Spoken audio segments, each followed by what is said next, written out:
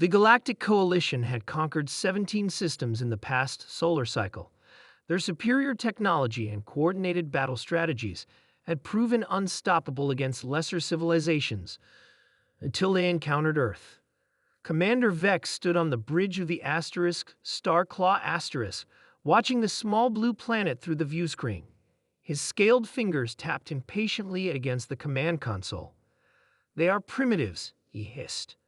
"Why have we not crushed them yet?"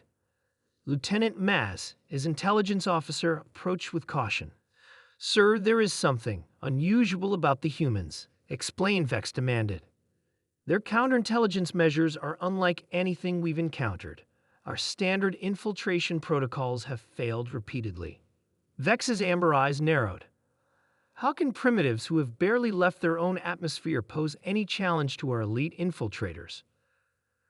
"That's just it, sir. Their methods are primitive, yet inexplicably effective."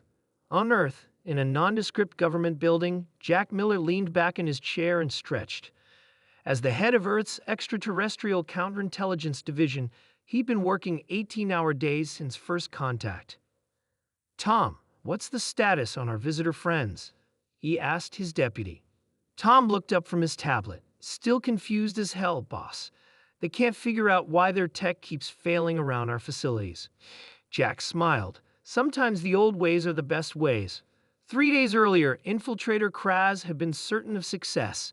The Coalition's shape-shifting technology allowed him to perfectly mimic human appearance down to the cellular level. His neural implants had downloaded all necessary data about human behavior patterns. He approached the security checkpoint confidently, presenting the credentials he'd manufactured. The guard, a heavyset man named Bill, barely glanced at them before saying, "Coffee or tea?" Kraz blinked, accessing his database. "This must be some human security ritual." "Coffee," he replied, having noted it was the statistically more common preference. "How do you take it?" "Another ritual question." "Black," Kraz said, selecting the simplest option. Bill smiled. "Funny, your personnel file says you're allergic to caffeine and drink only herbal tea. Please step this way, sir." Before Kraz could process what had happened, 2 guards appeared at his sides. "It's ridiculous," Vex snarled, pacing the conference room. "How did they detect Kraz? Our biological mimicry is perfect." Maz displayed the intelligence report. "The humans don't rely solely on technological verification. They use what they call social engineering tests, random questions about personal preferences that aren't in any database we can access."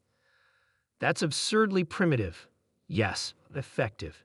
And it gets worse. Look at this." The display showed human facilities that appeared technologically backward. Papers instead of screens, mechanical typewriters, analog phones. "What am I looking at?" Vex demanded. "They call it air gapping. Their most sensitive operations use no network technology at all. Our cyber warfare division can't penetrate systems that aren't connected to anything." Jack walked through the facility basement, showing a new recruit around. "Welcome to the technological dark ages," he said, gesturing to rows of filing cabinets and manual typewriters. "It feels like a museum," the young agent remarked. "That's the idea. Can't hack paper, can't remotely access a typewriter. Our most sensitive intel never touches a digital system."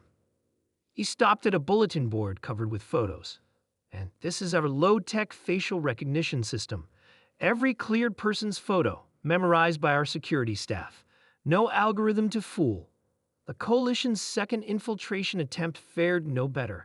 Agent Locks had studied human behavior extensively and was prepared for unusual questions. What he wasn't prepared for was the guard dog. "Something's spooking Rex," said the security officer, as the German shepherd growled relentlessly at Locks despite his perfect human disguise. "I don't like dogs," Locke stammered. "That's odd. Your file says you train rescue dogs on weekends.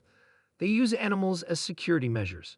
Vex was incredulous. "Primitive beasts that operate on instinct?" "Yes," Maz confirmed.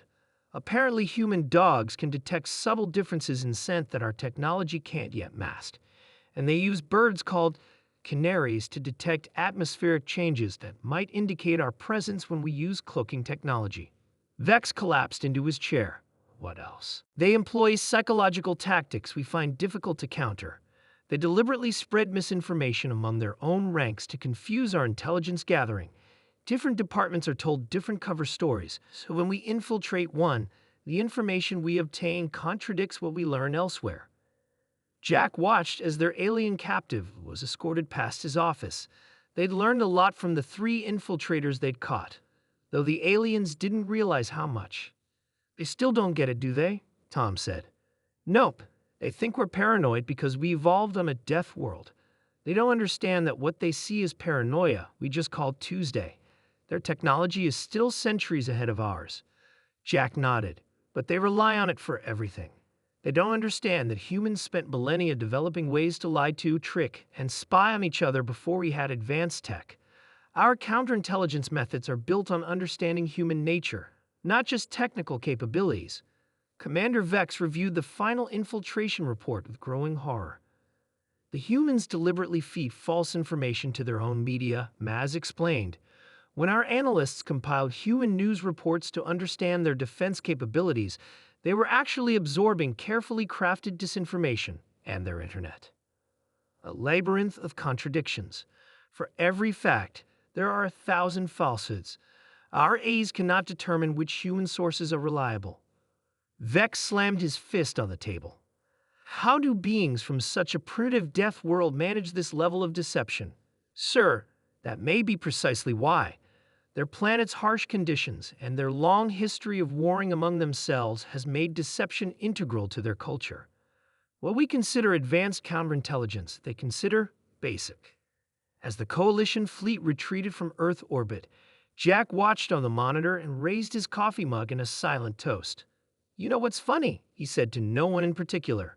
We haven't even shown them our actual counterintelligence capabilities yet. They just saw the welcome mat. Around him, his team continued their work, writing on paper, talking face to face, using technology selectively and cautiously, the old ways, the human ways, the ways that had just sent an advanced alien armada running.